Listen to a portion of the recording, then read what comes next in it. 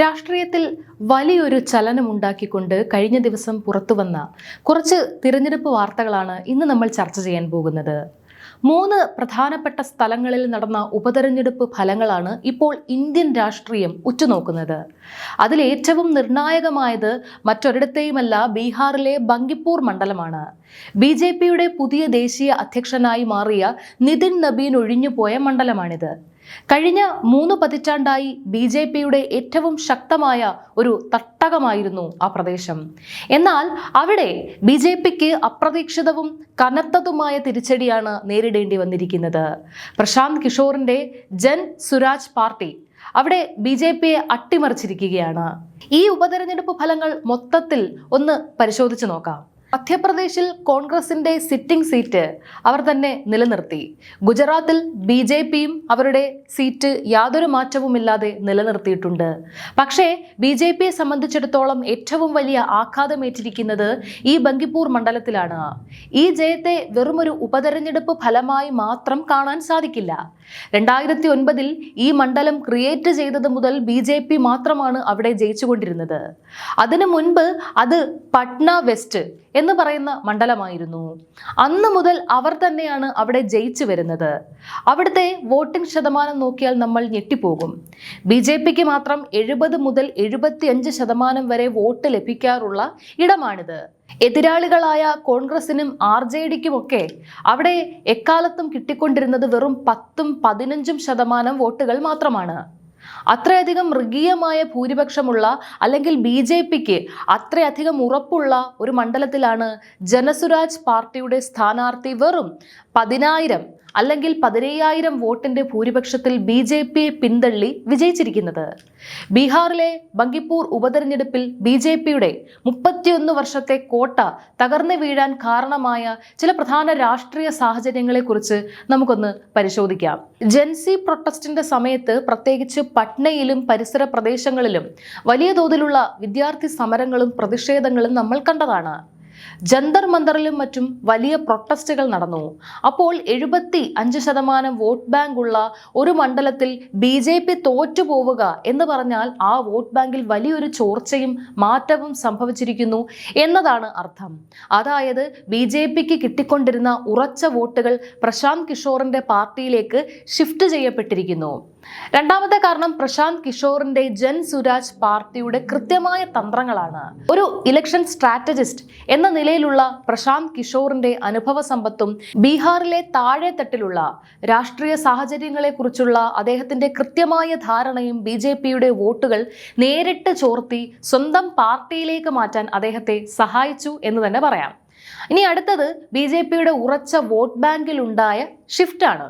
കഴിഞ്ഞ 3 പതിറ്റാണ്ടുകളായി 70 മുതൽ 75% വരെ വോട്ട് ലഭിച്ചിരുന്ന മണ്ഡലമാണിത്.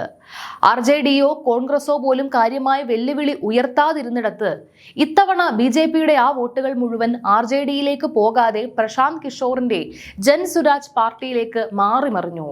ഇത് BJPയുടെ അടിത്തറ ഇളക്കി എന്ന് തന്നെ പറയാം.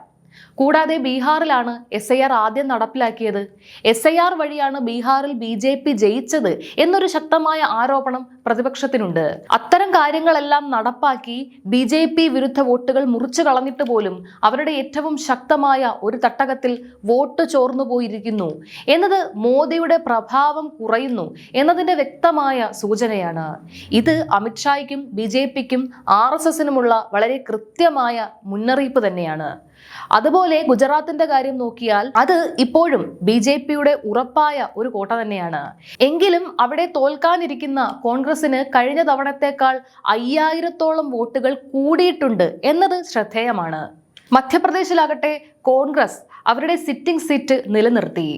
നരോത്തം ദാസ് തോറ്റ ആ സീറ്റ് മാറി മാറി വരുന്ന ഒന്നാണ്. എങ്കിലും ബീഹാറിലെ ജയത്തിന് വലിയൊരു സിംബോളിക് വാല്യൂ ഉണ്ട്. കാരണം ഇത് BJPയുടെ ദേശീയ അധ്യക്ഷൻ റിസൈൻ ചെയ്തു പോയ സീറ്റാണ്. ഇത് പ്രതിപക്ഷത്തിന് വലിയൊരു ആവേശം നൽകുന്നതാണ്. അടുത്ത ഫെബ്രുവരിയിൽ ഉത്തർപ്രദേശിൽ തെരഞ്ഞെടുപ്പ് നടക്കാൻ പോവുകയാണ്. ഇന്ത്യൻ രാഷ്ട്രീയത്തിന്റെ അടുത്ത ഗതി നിർണ്ണയിക്കുന്നത് UP തെരഞ്ഞെടുപ്പായിരിക്കും. അവിടെ സമാജ്വാദി പാർട്ടിയുടെ അഖിലേഷ് യാദവ് വളരെ ശക്തമായ നീക്കങ്ങളാണ് നടത്തുന്നത്. ഇന്നലെ നമ്മൾ കണ്ട ഒരു കാഴ്ചയുണ്ട്. കറുത്ത നിറത്തിലുള്ള ശ്രീരാമനെയും ചുവന്ന ഹനുമാനെയും മുൻനിർത്തിയാണ് അഖിലേഷ് യാദവ് വാർത്താ സമ്മേളനം നടത്തിയത്. അയോധ്യ രാമക്ഷേത്രവും അനുബന്ധ വിഷയങ്ങളും UPയിൽ BJPക്ക് ഇനി മുൻപത്തെ പോലെ എളുപ്പമുള്ള കാര്യമായിരിക്കില്ല. കഴിഞ്ഞ തവണ മിണ്ടിയിട്ടും വോട്ട് കിട്ടാത്ത അവസ്ഥയായിരുന്നു. ഈ തവണ ജയ് ശ്രീറാം എന്നോ ബാബരി മസ്ജിദ് എന്നോ ഒക്കെ പറഞ്ഞ് വോട്ട് ചോദിക്കാൻ അവർക്ക് വലിയ ബുദ്ധിമുട്ടുണ്ടാകും. ക്ഷേത്ര നിർമ്മാണവുമായി ബന്ധപ്പെട്ട് നാട്ടുകാർ തിരിച്ചു ചോദിക്കുന്ന ചോദ്യങ്ങൾക്ക് മുന്നിൽ BJP പ്രതിരോധത്തിലാകും. UPയിൽ തിരിച്ചടി ഉണ്ടായാൽ 2029 മോദിക്ക് തിരിച്ചുവരവ് അസാധ്യമായിരിക്കും. അഖിലേഷ് യാദവ് അതിനുള്ള പണികൾ ഇതിനോടകം തുടങ്ങിക്കഴിഞ്ഞു. ഇതിനിടയിൽ പ്രശാന്ത് കിഷോറിന്റെ രാഷ്ട്രീയ പ്രവേശനവും വളരെ പ്രധാനപ്പെട്ടതാണ്. ഇത്രയും കാലം മറ്റുള്ളവർക്ക് തെരഞ്ഞെടുപ്പ് തന്ത്രങ്ങൾ മെനഞ്ഞു കൊടുക്കുന്ന സ്ട്രാറ്റജിസ്റ്റ് ആയിരുന്നു അദ്ദേഹം.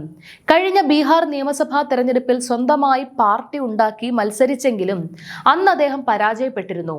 എന്നാൽ ഇന്ന് അദ്ദേഹം റിയൽ പൊളിറ്റിക്സിൽ വിജയം കൈവരിച്ചിരിക്കുന്നു. നിയമസഭയിലേക്ക് അദ്ദേഹം എത്തിയിരിക്കുകയാണ്. ബീഹാർ രാഷ്ട്രീയത്തിൽ ഇനി മുതൽ അദ്ദേഹം ഒരു നിർണായക ശക്തിയായി മാറുമെന്നും പ്രതിപക്ഷ നിരയിൽ RJDക്കും കോൺഗ്രസിനും ഒപ്പം ഒരു പ്രധാന പതാകവാഹകനായി അദ്ദേഹം വളരാൻ സാധ്യതയുണ്ടെന്നും ഈ വിജയം വ്യക്തമാക്കുന്നു. അദ്ദേഹം പൊളിറ്റിക്സ് നന്നായി അറിയാവുന്ന ആളാണ്. മറ്റൊരു പ്രധാന കാര്യം, നീറ്റ് ചോർച്ചയെക്കാളും ജെൻസി പ്രൊട്ടസ്റ്റിനേക്കാളും ജനങ്ങളെ നേരിട്ട് ബാധിക്കുന്ന ഒന്നാണ് പെട്രോൾ വിലയും അതിന്റെ നികുതിയും. പെട്രോളിൽ 20% എഥനോൾ കലർത്തുമ്പോൾ അതിനനുസരിച്ച് ജനങ്ങൾക്ക് കിട്ടേണ്ട മൈലേജ് ഡ്രോപ്പും എൻജിൻ മെയിൻ്റനൻസും ഒക്കെ നിൽക്കട്ടെ. നികുതി എന്തിനാണ് ഈ രീതിയിൽ വാങ്ങുന്നത്? 80% പെട്രോൾ മാത്രം കൊടുത്തിട്ട് 100% നികുതി വാങ്ങുന്ന ആ കൊള്ള ആളുകൾക്ക് പെട്ടെന്ന് മനസ്സിലാകുന്ന കാര്യമാണ്. എന്തായാലും UPയിൽ കവാട യാത്രയുടെ പേരിൽ 10 ദിവസത്തേക്ക് സ്കൂളുകൾക്ക് അവധി കൊടുക്കുന്നതും അങ്ങാടികൾ അടച്ചിടാൻ പറയുന്നത് പോലെയുള്ള വിചിത്രമായ കാര്യങ്ങളാണ് സർക്കാരുകൾ ചെയ്യുന്നത്. നോട്ട് നിരോധനത്തിന് ശേഷം ബാബയെ ജയിപ്പിച്ച ജനങ്ങളാണ് UPയിലുള്ളത്. അപ്പോൾ വരാനിരിക്കുന്ന UP തെരഞ്ഞെടുപ്പും ബങ്കിപ്പൂരിലെ ഈ അപ്രതീക്ഷിത തിരിച്ചടിയും BJPയെ സംബന്ധിച്ചിടത്തോളം വലിയൊരു ചിന്താവിഷയമാണ്. തുടർച്ചയായി ജയിച്ചുകൊണ്ടിരുന്ന കോട്ടകളിൽ പോലും ഭരണവിരുദ്ധ വികാരങ്ങളും പ്രാദേശിക പ്രശ്നങ്ങളും ശക്തമായി അലയടിക്കുന്നുണ്ടെന്നതിന്റെ തെളിവാണ് ഈ ഫലം. വരാനിരിക്കുന്ന മറ്റ് ഉത്തരേന്ത്യൻ തെരഞ്ഞെടുപ്പുകൾക്ക് മുന്നേയുള്ള ഒരു വലിയ രാഷ്ട്രീയ മുന്നറിയിപ്പായിട്ടാണ് രാഷ്ട്രീയ നിരീക്ഷകർ ഇതിനെ വിലയിരുത്തുന്നത്. ദേശീയ അധ്യക്ഷൻ നിതിൻ നബീൻ തന്നെ നേരിട്ട് നിന്ന് നയിച്ച ഒരു തെരഞ്ഞെടുപ്പിൽ ഇങ്ങനെയൊരു തോൽവി നേരിടേണ്ടി വന്ന സ്ഥിതിക്ക് BJP അടുത്തതായി എന്തൊക്കെ തന്ത്രങ്ങൾ പുറത്തെടുക്കുമെന്ന് നമുക്ക് കാത്തിരുന്ന് കാണാം. ഈ ഒരു വിഷയത്തിൽ നിങ്ങളുടെ അഭിപ്രായങ്ങൾ താഴെ കമന്റ് ബോക്സിൽ രേഖപ്പെടുത്തുക. നന്ദി.